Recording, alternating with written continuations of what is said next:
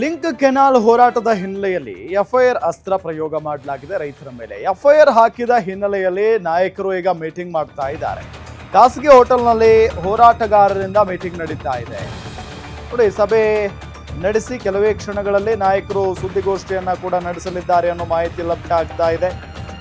ಖಾಸಗಿ ಹೋಟೆಲ್ನಲ್ಲಿ ಹೋರಾಟಗಾರರಿಂದ ಈಗ ಮೀಟಿಂಗ್ ನಡೀತಾ ಇರೋದು. ಸಭೆಯಲ್ಲಿ ಏನೆಲ್ಲ ಚರ್ಚೆ ಆಯಿತು ಅನ್ನೋದರ ಬಗ್ಗೆ ಸುದ್ದಿಗೋಷ್ಠಿಯನ್ನ ನಡೆಸಿ ಅಲ್ಲಿ ಮಾಹಿತಿಯನ್ನ ತಿಳಿಸಲಿದ್ದಾರೆ. ಎಫ್ಐಆರ್ ಪ್ರತಿ ಪರಿಶೀಲನೆ ನಡೆಸಿರೋ ಮುಖಂಡರು.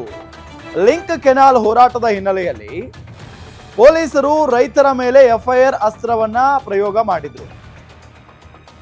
ಯಾಕೆ ಅಂತ ಅಂದ್ರೆ, ಹೋರಾಟ ನಡೆದಂತ ಸಂದರ್ಭದಲ್ಲಿ ಪೊಲೀಸರ ಮೇಲೇನೆ, ಅಂದ್ರೆ ಪೊಲೀಸರ ಜೊತೆಗೇನೆ ವಾಗ್ವಾದ ಕೆಳೆದಿದ್ರು, ನೂಕುನುಗ್ಗಲು, ತಳ್ಳಾಟ ಎಲ್ಲ ಕೂಡ ನಡೀತು. ಜೊತೆಗೆ ಅಲ್ಲಿ ಅವರನ್ನ ವಶಕ್ಕೆ ಪಡೆದುಕೊಳ್ಳೋದಕ್ಕೆ ತಂದಿದ್ದಂತ ಬಸ್ಗಳ ಚಕ್ರಗಳ ಗಾಳಿಯನ್ನ ಕೂಡ ಬಿಟ್ಟರು, ಬಸ್ಗಳನ್ನ ತಳ್ಳೋದಕ್ಕೆ ಪ್ರಯತ್ನ ಪಟ್ಟರು.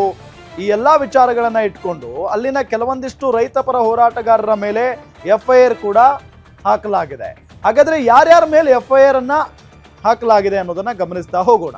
A1 ತುರುವೇಕೆರೆ ಜೆಡಿಎಸ್ನ ಶಾಸಕ ಕೃಷ್ಣಪ್ಪ ಎಂಟಿ.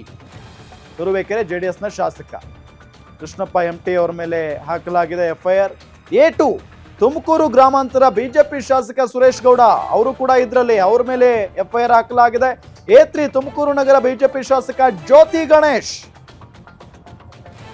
ಅದಾದ ನಂತರ A4 ಬಿಜೆಪಿ ಮಾಜಿ ಸಚಿವ ಸೊಗಡು ಶಿವಣ್ಣ ಅವರ ಮೇಲೂ ಕೂಡ ಎಫ್ಐಆರ್ ದಾಖಲು ಮಾಡಲಾಗಿದೆ.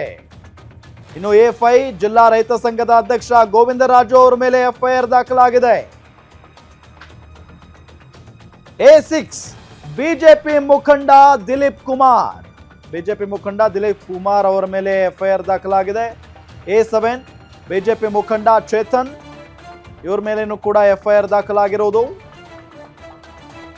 25ರಿಂದ 30 ಮಂದಿ ಮೇಲೆ ಎಫ್ಐಆರ್ ಅನ್ನು ಹಾಕಲಾಗಿದೆ. ಅಂದ್ರೆ ಇವರು, ಈಗ ನಾವೇನು ನಿಮ್ಗೆ ಹೆಸರುಗಳನ್ನ ಹೇಳಿದ್ವಲ್ಲ, ಅದರಲ್ಲಿ ಪ್ರಮುಖರು ಬಿಜೆಪಿ ಮತ್ತು ಜೆಡಿಎಸ್ನ ಶಾಸಕರುಗಳ ಮೇಲೆ ಇಲ್ಲಿ ಎಫ್ಐಆರ್ ಅನ್ನ ದಾಖಲು ಮಾಡಲಾಗಿದೆ.